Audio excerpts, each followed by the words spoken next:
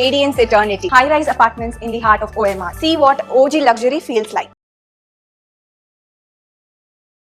திமுக இப்படி 360 டிகிரியில் இறங்கி அடிக்குதுன்னா நம்ம என்ன செய்யணும்? ஸோ 4 நாட்களில் பிரச்சனை முடிந்துவிடும் என்று எடப்பாடி பழனிசாமி அவர்கள் சொல்வது திமுக போய் சத்தியமூர்த்தி பவனில் கூட்டணி பேச்சுவார்த்தை நடத்தினால் எப்படி ஒரு காமெடியாக இருக்குமோ அப்படி தான் இது. அவர்கள் என்டிஏ அலைன்ஸ் அப்படின்றதே என்னென்னா, நீங்கள் மற்ற ஸ்டேட் வேறு, தமிழ்நாட்டை பொறுத்தவரை பாஜக தன் கணக்கை தொடங்குவதற்கு எத்தனை பிரயத்தனம் பட வேண்டியிருக்கு. நீங்கள் எடப்பாடி பழனிசாமி முன்னிறுத்தி இவர் தான் முதலமைச்சர், இவர் தான் தலைவர் அப்படின்னு இவருக்கு நீங்கள் மைலேஜ் கொடுத்தீங்கன்னா, இவரை நீங்கள் தூக்கி பிடித்தால்தான் அது அதிமுக கூட்டணி நல்லது. நீங்கள் இப்படி கூட்டுன்னு போய் மாறி மாறி நீங்கள் பஞ்சாயத்து பண்ணிங்கன்னா அது உங்கள் அலைன்ஸ்க்கே சிக்கல். இந்த அணியை வீழ்த்த வேண்டும் என்றால் அதற்கு இணையான அணியை எடப்பாடி எப்போது அமைச்சிருக்கணும். கோட்டை விட்டார்.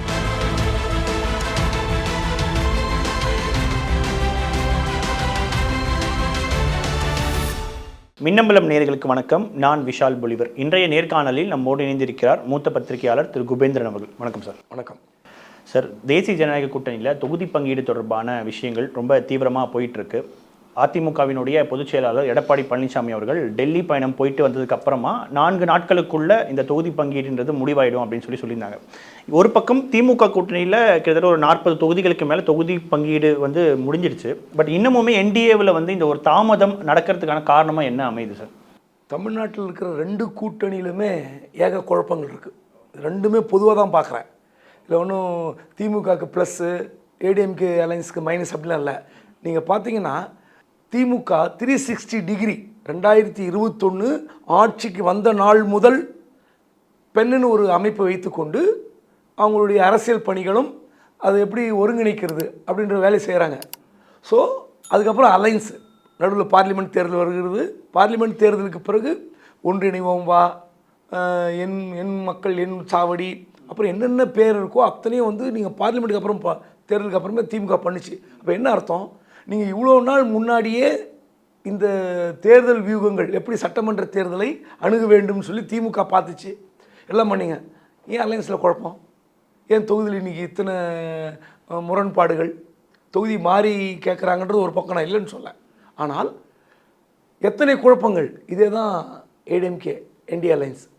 நீங்கள் போன ஏப்ரல் மாதம் உட்காந்து ஏடிஎம்கே பிஜேபி அலைன்ஸ் முடிஞ்சிருச்சு, அறிவிச்சாங்க, ஞாபகம் இருக்க? அப்போது அந்த ஐடிசி ஓட்டலை அறிவித்த போது அப்போ இருக்கிற ஒரு தெளிவான சூழலை அடுத்தடுத்து என்ன செய்யணும், யார் யார் கூட்டணிக்கு வர வேண்டும், திமுக இப்படி 360 டிகிரியில் இறங்கி அடிக்குதுன்னா நம்ம என்ன செய்யணும். ஸோ 2 பக்கமும் கோட்டை விட்டாங்க.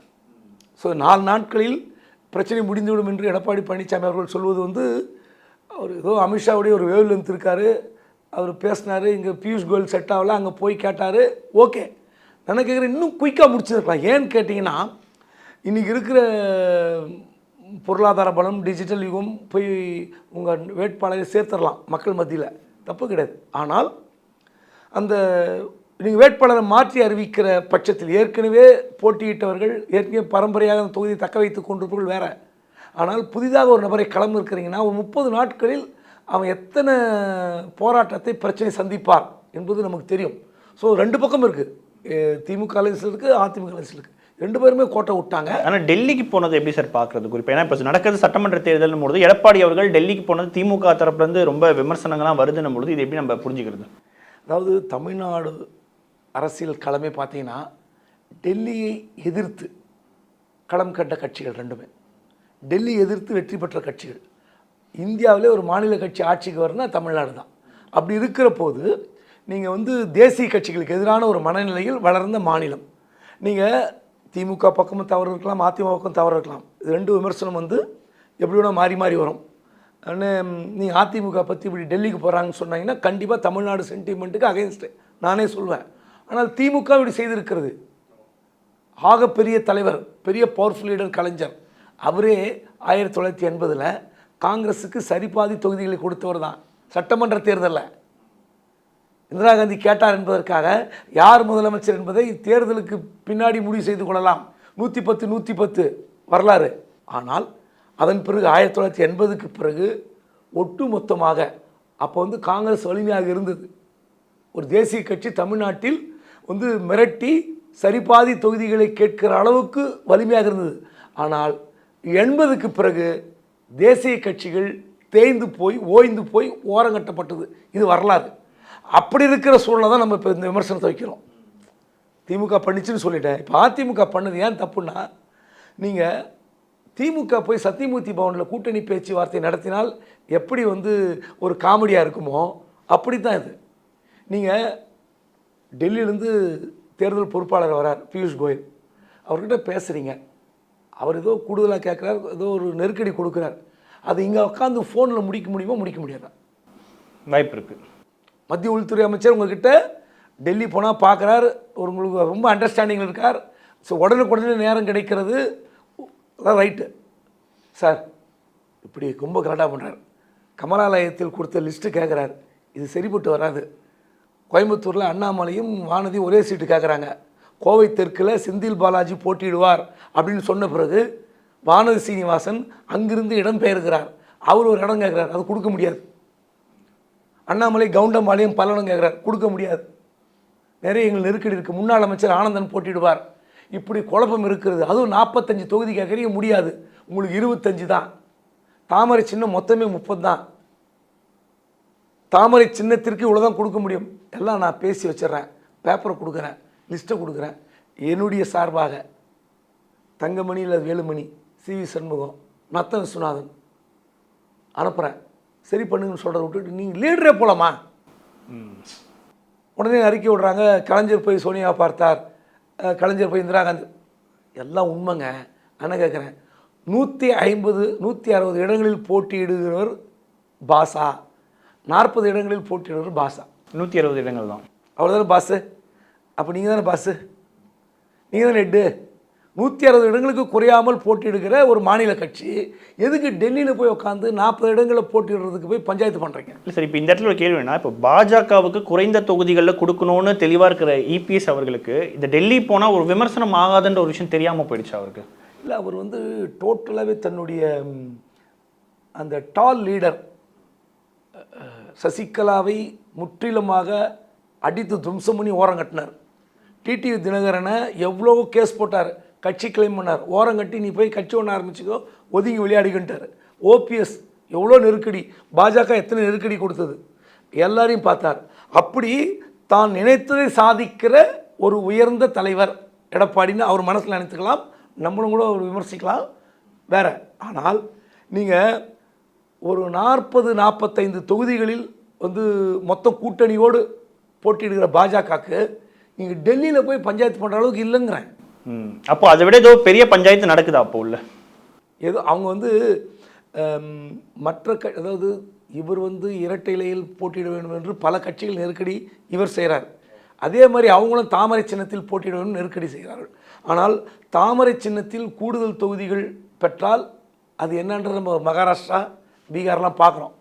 அவர்கள் என்டிஏ அலைன்ஸ் அப்படின்றதே என்னென்னா, நீங்கள் மற்ற ஸ்டேட் வேறு, உங்களுக்கு வந்து மற்ற ஸ்டேட் கர்நாடகா வரை பாஜகவுக்கு ஏகோபித்த வரவேற்பு இருக்கிறது. நீங்கள் மாறி மாறி கூட ஆட்சி பிடிக்கலாம், வாய்ப்பு இருக்குது, இல்லை சரிபாதி கூட வரலாம். தமிழ்நாட்டை பொறுத்தவரை பாஜக தன் கணக்கை தொடங்குவதற்கு எத்தனை பிரயத்தனம் பட வேண்டியிருக்கு நம்ம பார்க்குறோம். ஆனால் 24 11% வாங்கியிருக்காங்களா சார்? எது நாடாளுமன்ற தேர்தல்? அது நாடாளுமன்ற தேர்தல். சட்டமன்ற தேர்தல் வரட்டுமே, சட்டமன்ற தேர்தல் வந்து 5-6 தான் முடியும், காங்கிரஸுக்காகட்டும் பாஜக ஆகட்டும். நீங்கள் தேசிய கட்சிங்க தேடி தான் கண்டுபிடிக்கணும். ஒரு பரபரப்பு சலசலப்பு எல்லாம் நீங்கள் வந்து இதனால் வளர்ந்தது. அண்ணாமலை போன்ற நபரால் பரபரப்பு, இந்த வளர்ச்சி, இதெல்லாம் ஒரு திமுக அதிமுக பிடிக்காத ஒரு சிஸ்டம் எப்பவுமே இருக்கும். இங்கே அந்த வந்து அந்த ஓட் மாறும்போது இது வந்து ஒரு தெரியும், அவ்வளோதான். மற்றபடி தேசிய கட்சிகளுக்கு இங்கே இடம் இருக்கிறதா என்றால் ஒன்று சார். 11%ன்றது குறைந்தபட்சம்னு எடுத்துக்கிட்டா கூட ஒரு 7% இருக்கும் இல்லையா பாஜக? அப்போ சிங்கிள் டிஜிட் வருது இல்லை. அப்போ நீங்கள் யார் மீது சவாரி செய்தால் ஜெயிக்க முடியும்? நீங்கள் 11 இல்லைங்க 18 வச்சுங்க, ஜெயிச்சிருவீங்களா? இப்போ திமுக அமித்ஷா அந்த கணக்கு தானே சொல்கிறாரு, 21 + 18 மொத்தமாக சேர்த்தா இப்போவே எங்களுக்கு ஒரு 41% இருக்குன்றார்ல. அதெல்லாம் நீங்கள் பார்லிமெண்ட் தேர்தல் என்பது வேறு, சட்டமன்ற தேர்தல் என்பது வேறு. நீங்கள் இங்கே யார் ஆட்சியில் வரணும் வரக்கூடாதுன்று தான் மக்கள் முடிவு செய்வார்கள். இன்னும் சொல்லப்போனால் நீங்கள் எப்படி கூக்குரலிட்டீர்கள், என்னெல்லாம் வேஷம் கட்டினீங்க, பாஜக ஏன் ஒரு சீட் ஜெயிக்கல? ஏன் ஒரு சீட் ஜெயிக்கல? நீங்கள் கூட்டணி இருந்தால் மட்டும்தான் தேசிய கட்சிகள் இங்கே ஜெயிக்க முடியும். இது யதார்த்தம். அப்படி இருக்கும்போது நீங்கள் அந்த திராவிட கட்சிகளோட வலிமையும் பாஜக வந்து உணர்ந்து கொள்ளணும். நீங்கள் எடப்பாடி பழனிசாமி முன்னிறுத்தி இவர் தான் முதலமைச்சர், இவர் தான் தலைவர் அப்படின்னு இவருக்கு நீங்கள் மைலேஜ் கொடுத்தீங்கன்னா, இவரை நீங்கள் தூக்கி பிடித்தால்தான் அது அதிமுக கூட்டணி நல்லது. நீங்கள் இப்படி கூட்டுன்னு போய் மாறி மாறி நீங்கள் பஞ்சாயத்து பண்ணிங்கன்னா அது உங்கள் அலையன்ஸ்கே சிக்கல். இதை வந்து நீங்கள் 2 கட்சியும் உணரணும், இவரும் உணரணும். ரெண்டாவது, இவர் சுற்றி இருக்கிற 2ஆம் கட்ட தலைவர்களை அனுப்பணும். தான் நீங்கள் டெல்லி கூப்பிட்டா நான் எப்போ வரணும் அப்போ வரேன். நீங்கள் அண்ணாமலை திட்டி விட்டார், அண்ணாமலை ஜெயலலிதா விமர்சித்து விட்டார் அப்படின்னு சொன்ன பிறகு எவ்வளோ அடம் பிடிச்சார் எடப்பாடி பழனிசாமி. அப்போ அதே மாதிரியான ஒரு அணுகுமுறையே இந்த கூட்டணி விஷயத்தில், தொகுதிகள் விஷயத்தில் ஏன் வந்து கடைப்பிடிக்கல? இது அதிமுக தொண்டர்கள், இதில் சாதாரண மக்கள் கண்டிப்பாக இது வந்து டேமேஜாக தான் பார்ப்பாங்க. இப்போ டிடிவி தினகரன் அவர்களும் சரி, அல்லது பாஜகவில் கடந்த முறை என்டிஏவில் தாமரை சின்னத்தில் போட்டியிடவங்களும் சரி, இவங்க எல்லாரையுமே இரட்டை இலை சின்னத்தில் தான் வந்து போட்டியிடணும்னு சொல்லி எடப்பாடி அவர்கள் ஒரு பக்கம் வந்து அழுத்தம் கொடுத்துட்ருக்காரு. இப்போ பொதுவாக இந்த தேர்தலை பொறுத்த வரைக்கும் அந்த இரட்டை இலை சின்னம் ரொம்ப ஸ்ட்ராங்காக இருக்கா? இல்லைங்க, அது இரட்டை இலை சின்னம் போய் தொகுதியில் நின்னா அது ஒரு மைலேஜ். தமிழ்நாட்டில் உதயசூரியன் இரட்டை இலை, இதுக்கு ஒரு மைலேஜ் இருக்குது. ஸோ நீங்கள் ஒரு ஆன்டி இன்கம்பன்சியை நீங்கள் அதை வந்து கேப்சர் பண்ணணும்னா அது இரட்டை இலைக்கு தான் சாத்தியம். திமுக வீழ்த்த வேண்டும் என்றால் இரட்டை தான். நீங்கள் தாமரை வந்தீங்கன்னா ஒரு கேலிபரான லீடர்னா ஓட்டு கொஞ்சம் எக்ஸ்ட்ரா வாங்கலாம். நயினார் நாகேந்திரன், தமிழிசை சவுந்தரராஜன், அண்ணாமலை, வானதி சீனிவாசன், இப்படி வரலாம். நீங்கள் புது கேண்டிடேட் போனால் கஷ்டம். ஸோ பாஜகவும் நிறைய இடங்களில் தாமரை சின்னம் நிற்க வேண்டும் அப்படின்னா அது சரியாக வராது. நீங்கள் திமுகவை வீழ்த்துவது முக்கியமா அல்லது பாஜக கால் பதிக்க வேண்டும்னா நீங்கள் கூடுதல் சீட்டு வாங்கி அதெல்லாம் திமுக தான் ஜெயிக்கும். தாமரை சின்னம் எங்கெல்லாம் நிற்கிறதோ அங்கெல்லாம் ஈஸியாக அடிக்கும். இன்னும் இந்த தேர்தலில் கூட இந்த ஆன்டி பிஜேபி வேவ் அப்படின்றது இருக்கா தமிழ்நாட்டில்? நிச்சயமாக இருக்குங்க, இல்லாமல் இருக்காது. நீங்கள் திமுக இன்றைக்கு வரைக்கும் எந்த ப்ளஸில் ஓடுது?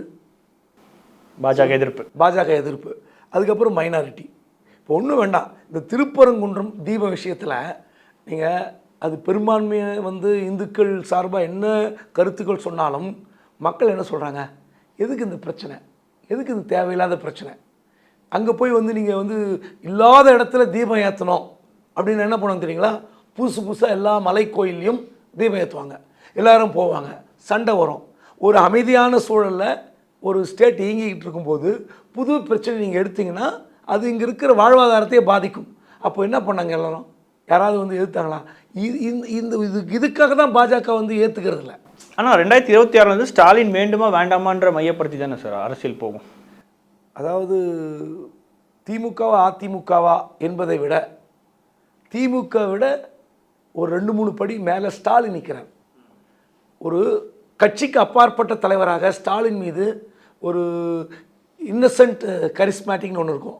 ஸ்டாலின் வந்து ஆட்சிக்கு வரமாட்டார், கட்டம் சரியில்லை என்று சொன்ன பாஜகவின் மூத்த தலைவர் எச் ராஜாவை 3 முறை பார்க்குறார். அங்கே பொதுச் செயலாளர் துரைமுருகன் போய் அட்மிட் ஆகிருக்காரு. அவரை பார்க்க போகும்போதெல்லாம் எதிர் ரூமில் எச் ராஜா பார்க்குறாரு. எச் ராஜாவை அட்மிட் ஆன பிறகோ இல்லை அட்மிட்லேருந்து வந்த பிறகோ தேசிய தலைவர்கள் வந்து பார்த்ததாக புகைப்படம் நீங்கள் பார்த்தீங்களா? மோடி வேண்டாங்க, அமித்ஷா, பியூஷ் கோயல், இன்னும் யாராவது ஒரு மூத்த தலைவர்கள், தேசிய செயலாளர் இருந்தவர், எல்லாருக்கும் சீனியர் வந்து பார்த்தாங்களா? ஆனால் எப்படி பார்த்தாரு?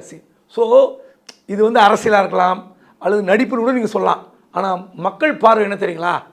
இவர் வந்து எல்லாத்துக்கும் அப்பாற்பட்ட தலைவராக ஸ்டாலின் இருக்கிறார். அதனால தான் சொன்னேன், ஸ்டாலின் வேண்டுமா வேண்டாமா அது ஒரு பக்கம், அதை விட ஒரு எக்ஸ்ட்ராடினரி தலைவராக நிற்கிறாரு. அலைன்ஸ் ஸ்கீம்ஸ், பணம், 1000 ரூபாய், இந்த 5000 ரூபாய் எல்லாமே ப்ளஸில் இருக்குது. நீங்கள் இந்த அணியை வீழ்த்த வேண்டும் என்றால் அதற்கு இணையான அணியை எடப்பாடி எப்போது அமைச்சிருக்கணும். கோட்டை விட்டார். தங்களுடன் பயணித்த, நாடாளுமன்ற தேர்தலில் பயணித்த தேமுதிகவை ஏன் கோட்டை விட்டார்? எது கோட்டை விட்டார்? முதல் நாள் வரை அந்த கட்சியுடைய பொதுச் செயலாளர் தலைவர் பிரேமலதா அவர்கள் வேலுமணி சந்தித்து பேசுகிறார். 2 பேரும் மகா சிவராத்திரி நிகழ்ச்சியை வந்து அட்டன் பண்ணுறாங்க. அங்கே பேச்சுவார்த்தை நடத்தியதாகத்தான் எல்லோரும் பேசினார்கள். இல்லை நான் கோயில் சாமி கும்பிட போனேன், அங்கே யதார்த்தமாக வேலுமணி வந்தார், இல்லை எல்லாருக்கும் தெரியும் அதில் அரசியல் இருக்குது. ஏன் அந்த அலைன்ஸ் விட்டீங்க? அந்த அலைன்ஸு ஒரு டாக்டிஸாக காங்கிரஸை மிரட்டுவதற்காக இப்படி தான் பேசணும். காங்கிரஸை மிரட்டுவதற்காக தான் தேமுதிக இங்கே கொண்டு வந்தாங்க. இதுதான் உண்மை. அதனால தான் காங்கிரஸ் இறங்கி வந்தது. இல்லை தேமுதிக வரலன்னா இன்னி வரைக்கும் காங்கிரஸ் பிரச்சனை பண்ணியிருக்கோம். எழுதி தரேன். அவங்க 35-36 இடங்களுக்கு குறையாமல் வாங்கியிருப்பார்கள். தேமுதிக வந்த பிறகு திமுக அலைன்ஸ் ஜெயிப்பதற்கு அதிக வாய்ப்பு இருக்கிறது, இன்னும் கூடுதல் வாய்ப்பு நம்ம தரக்கூடாது, போய் வாங்கிக்கோங்க, 25-28 முடிஞ்சது. ஸோ இப்படி இருக்கும்போது திமுகவுக்கு ப்ளஸ்ஸாக இருக்கிற இந்த சூழலில் பாஜக எப்படி பண்ணோம்? நீங்கள் ஏடிஎம்கே தான் ஃபோக்கஸ் பண்ணோம், எடப்பாடி தான் ஃபோக்கஸ் பண்ணோம். அந்த இடத்துல பாஜக டோட்டலாக சறுக்கிருச்சு. இல்லை இப்போது எந்த பெரிய கட்சியுமே அதிமுக அலையன்ஸில் வராதனால தான் இப்போ பிஜேபி இவ்வளோ டிமாண்ட் பண்ணுறாங்கன்னு எடுத்துக்கலாமா? அப்போது ஆமாம், நீங்கள் தேமுதிக உள்ளே வந்திருந்தால் இந்த ராமதாஸ் அவருடைய மகன் அன்புமணி ராமதாஸ் இந்த பிரச்சனையை எடப்பாடி எடுத்துருக்கணும், எடப்பாடி டேக் ஓவர் பண்ணியிருக்கணும். இது பாருங்கள், ஆட்சி பிடிக்கிற நேரத்தில் இப்படிலாம் பண்ணாதீங்க, உள்ளே போயிருக்கணும், சமாதானம் பண்ணியிருக்கணும். இதுதாங்க அரசியல். நீங்கள் டெல்லிக்கு போகிறீங்களே அது தப்பு. தைலாபுரத்துக்கு போய் 4 முறை உட்காந்துருக்கணும். அந்த 6 மாதத்துக்கு முன்னாடி பஞ்சாயத்து ஸ்டார்ட் ஆச்சு தெரியுமா? அப்போ ஆரம்பிச்சிடணும் பஞ்சாயத்து. நீங்கள் 2 பேர் இருந்தால் தான் நல்லது. உங்கள் குடும்ப பிரச்சனையை பேசிக்கலாம் வாங்க. சரி, இன்னும் இந்த தொகுதி பங்கீடு தொடர்பாக நம்ம பார்க்கும்பொழுது இப்போ திமுகவில் நிறைய கட்சிகள் இருக்காங்க. பட் இருந்தாலும் திமுக வந்து ஒரு 160 அல்லது 170 தொகுதிகளுக்கு மேலே போட்டியிடணும்னு அவங்க ரொம்ப கராராக இருக்காங்க. அதுக்கேற்ற மாதிரி தான் அங்கே நெகோசியேஷன் பண்ணிட்டு இருக்காங்க. பட் அதிமுகவில் பார்த்தீங்கன்னா அதிமுகவை தவிர்த்துட்டு பாஜக, பாமக இந்த மாதிரியான கட்சிகள் தான் இருக்குது, டிடிவி தினகரன். பட் அதில் கூட இவ்வளோ குழப்பம் வர்றதை நம்ம எப்படி புரிஞ்சுக்கிறது சார்? இதில் முக்கியமான விஷயம் என்னென்னா, பாஜக வந்து 40 தொகுதிகள் வந்து பியூஷ் கோயல் வலியுறுத்துறார். இந்த முறை நாங்கள் வளர்ந்துருக்கிறோம், அதாவது பாஜக மட்டும் 11% அப்படிங்கிறார். இவர் என்ன சொல்கிறேன்னா, போன முறை 20 வாங்கினீங்க, 25 வாங்கிக்கிங்க, கடைசியில் 27 வரை வந்து விட்டதாக தகவல். 27. அதன் பிறகு கூட்டணி கட்சிகள் ஐஜேகே, ஜான் பாண்டியன், ஏசிஎஸ் எல்லாரும் உள்பட இரட்டல் நிற்கணுங்கிறாங்க. ஐஜேகே 2 கேட்குறாங்க, ஜான் பாண்டியன் 2 கேட்குறாரு, ஏசிஎஸ் 2 கேட்டு 1 ஒத்துக்கிட்டார், 1 ஸோ இப்போ இவங்க ஒரு 5னா கூட 27, 5, 32 முடிக்கணும்னு பார்க்குறாரு. ஆனால் அவங்க ஒத்துக்கலை. அவங்க 31 கேட்குறாங்க, 35, 31 கேட்குறாங்க. ஸோ இப்போ என்னென்னா, அதில் தொகுதிகள் வந்து அமைச்சர்கள், முன்னாள் அமைச்சர்கள் போட்டியிட்ட தொகுதிகள் நிற்குது. அதனால் வந்து எடப்பாடிக்கு பிரச்சனை வருது. ஸோ அதெல்லாம் வந்து பாஜகவுக்கு அட்வான்டேஜாக போச்சுன்னு வச்சுங்க. அதுவும் பார்லிமெண்ட்டுக்கு 1 இந்த அடிப்படையில் நீங்கள் 1 வாங்கிக்கோங்க. ஒரு பார்லிமெண்ட் தொகுதியில் 2 கேட்காதீங்க. அதுக்காக 39 கொடுக்க தயாராக இல்லை. இப்போ கோவைனா 1 தான், நீங்கள் கன்னியாகுமரினா அங்கே வேணால் 2 வாங்கிக்கிங்க. மற்றபடி கோவைனா 1 தான், ஈரோடுனா 1 தான். அப்போ ஏன்னா எங்களுக்கான ப்ளஸ் அது. மேற்கு மண்டலத்தில் அதிமுகவுக்கு ப்ளஸ்ஸாக இருக்கிற தொகுதிகளில் எதுவும் எங்கள் முன்னாள் அமைச்சர்கள் போட்டியிடுகிற தொகுதியை கேட்காதீங்க. இந்த பஞ்சாயத்துலாம் இருக்குது, அதனால தான் குழப்பம். நிச்சயமா சார், தொடர்ந்து பேசுவோம். பல்வேறு கேள்விகளுக்கு மிக ஆழமாக பதில் தந்தமைக்கு நன்றி சார். நன்றி. Radiance Eternity, high-rise apartments in the heart of OMR. See what OG luxury feels like. மின்னம்பலம்.com, தமிழின் முதல் மொபைல் பத்திரிகை.